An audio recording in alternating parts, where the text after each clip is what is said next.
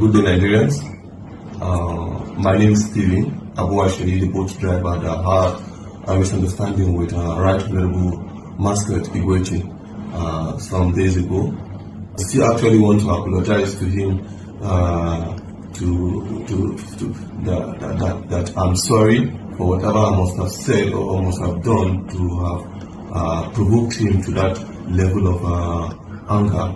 I am very, very sorry.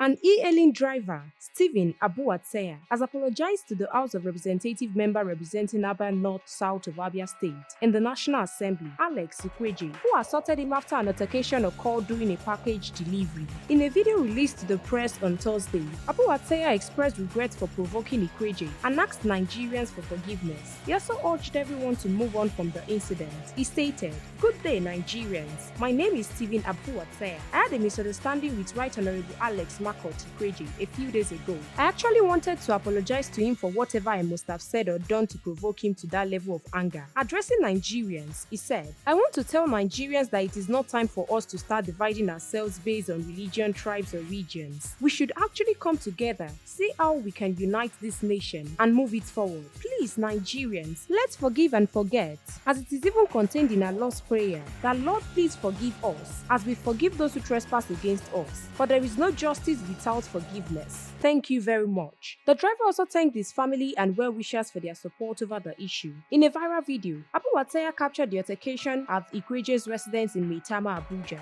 The footage shows the visibly angry leader repeatedly slapping and insulting the driver after the driver asked him to come outside to collect a package of snails meant for delivery.